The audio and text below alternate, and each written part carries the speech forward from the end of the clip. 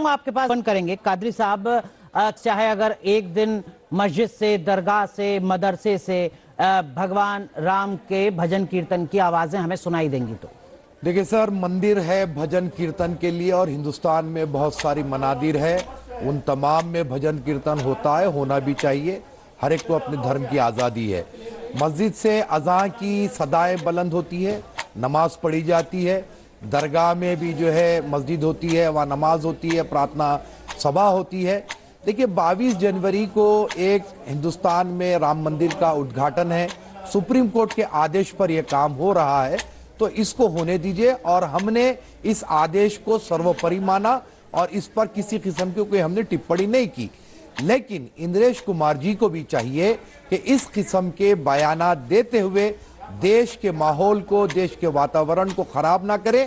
पुरअमन माहौल में हर चीज तकमील करें, ये हमारा कहना है। हुआ है, नमाज पढ़ी गई है, क्या दिक्कत से मैं या दरगाह में इस तरीके से भजन गा लिए जाएंगे? तो आप देश को जोड़ने की कोशिश कर रहे हैं या देश को बांटने की कोशिश कर रहे हैं? देखिए, देश को तो हम हर वक्त जोड़ते आए हैं और जोड़ते रहेंगे। और इफ्तार की दावत जो होती है वो खुद जो एक हमारे अपने एक देश की संस्कृति है कि हिंदू मुस्लिम मिलकर, दोनों मिलकर के इफ्तार करते हैं। सर, रोजा इफ्तार हिंदू मुस्लिम की एकता का प्रतीक होगा। वही कह रहा हूं। और राम मंदिर के निर्माण के दिन भजन हिंदू मुस्लिम एकता का प्रतीक नहीं होगा।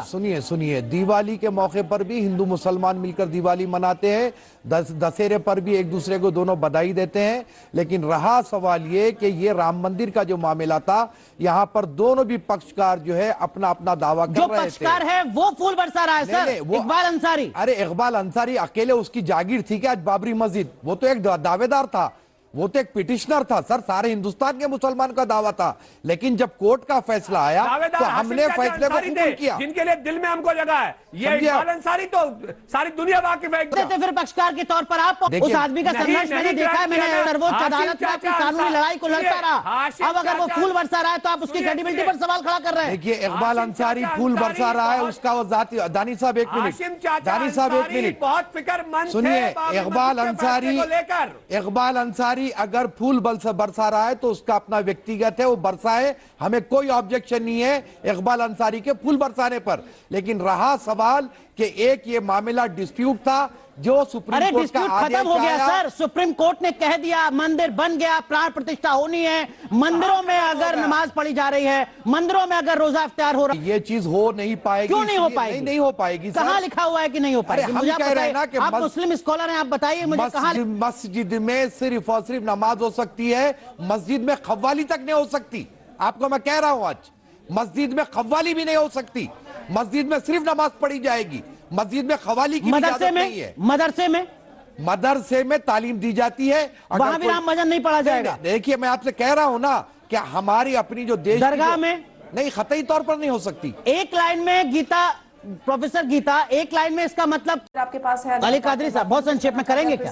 देखिए सर, जहाँ तक के सवाल मत जाइए, मत करिए आप मस्जिद में, कहीं और बैठ जाइए। मैं इंद्रेश जी को ये कहना चाहता हूँ कि आने वाले जुमे को जामा मस्जिद दिल्ली आ जाए, हमारे साथ नमाज पढ़े।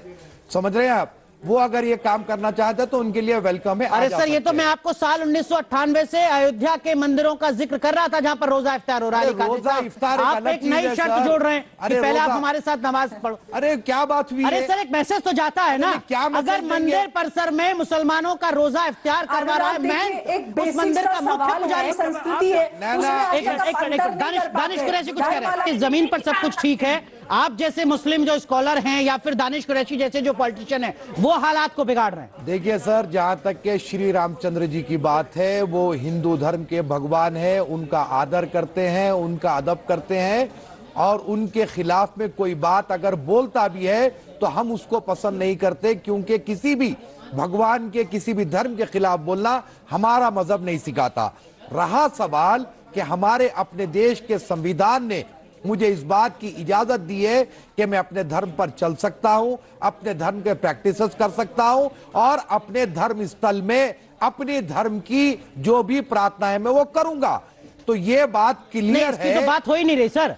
ये कोई चीन थोड़ी है कि यहाँ पे मुसलमान को चीन का उधर मुसलमान थोड़ी है। ये देश तो संविधान से चलता है। इंद्रेश जी ने जिस तरीके से जो है ये हमारे अपने देश को, वातावरण को खराब करने के लिए उन्होंने ये बात की है, जो बेवजह के हमारे अपने देश का वातावरण खराब होगा, बहस होगी, इस पर एक नया मुद्दा निकलेगा। ठीक है, तो मैं ये कह रहा हूं कि दानिश कुरैशी के से खत्म हो चुका है सवाल। हमने शुरुआत में यही पूछा था।